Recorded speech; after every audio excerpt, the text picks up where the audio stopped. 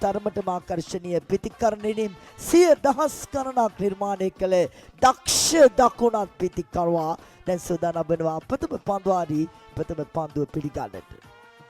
පාරක් කෙල කරන ලකුණු 6යි ධනුෂ්ක සම්පත් මිඩ්රිගඩ් කලාපයට ඉහළින් දැවැන්ත පන්දු පහරක් කෙල කරේ. ධනුෂ්ක සම්පත් කවුරුන්දයි හඬනගා කීමට අමුතු වෙන්න අවශ්‍ය වන්නේ නැහැ. මේ තමයි මා පුනපුනම සඳහන් කළ කාරණය.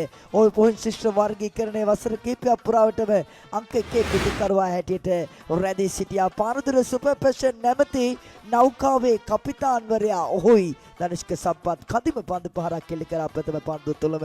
දැන් යලි සූදානම් දෙවන පන්දුව පිළිගන්නට මෙවරත් ඉහළින්මයි පන්දු පහර එල්ල කරන්නේ. ලකුණු 6යි නතර කර ගැනීමට හැකියාවක් ලැබෙන්නේ නැහැ. එවල ලකුණු 6 සමගම දැන් මුල් ලකුණු සංඛ්‍යාව ලකුණු 12 දක්වා ඉහළ නැගී තිබෙනවා. තමා මුණ දුන් පන්දු දෙකටම විශාල පහරවල් දෙකක් එල්ල කරා ධනුෂ්ක සම්පත්.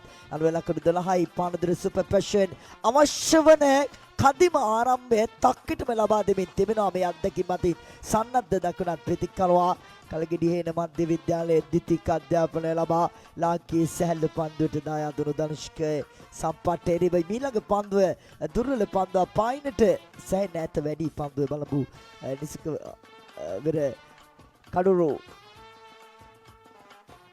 රකින ක්‍රීඩකයා පසු කරමින් පන්දුවේ ගමන් කරේ. කෙසේ වෙතත් ලකුණු දෙකක් අතිරේක ලකුණු දෙකකුත් එකතු වුණා. ප්‍රතිමාරු කරගත් ලකුණු දෙක වගේම වයිට් පන්දුවක් නිසා ලකුණු 3ක් ලකුණු සටහනට එකතු වුණා. එම ලකුණු 3 සමග පානදුරේ සුපර් පැෂන් මුල් ලකුණු සංඛ්‍යාව ලකුණු 15 දක්වා ඉහළ නැගී තිබෙනවා. ප්‍රථම පන්දුවාරයේ තවමත් පන්දු දෙකක් පමණයි යොමු කර තිබෙන්නේ. මේ ආරම්භක මන්දවේගී පන්දු යවනවා.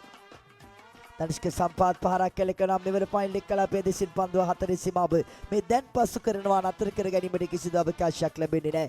එවිට මෙම ලකුණු 4 සමගම මුල් ලකුණු සංඛ්‍යාව ලකුණු 19 දක්වා ඉහළ නැගී තිබෙනවා. මේ ලකුණු 19න් ලකුණු 16ක්ම ස්ට්‍රයික් එන්ඩ් එක තුල සිටින ධනුෂ්ක සම්පත්ගේ පෞද්ගලික ලකුණු සටහනේ කියවෙන්නේ පන්දු 3කට පමණක් මුලදී ධනුෂ්ක සම්පත් ලකුණු 16ක් ලබාගෙන සිටිනවා. අතිරේක ලකුණු 3ක් එකතු වුණා ලකුණු සටහනට. යනුවයි ලකුණු 19ක් ලෙස මුල් ලකුණු සංඛ්‍යාව සුපර් පැෂන් කියවෙන්නේ.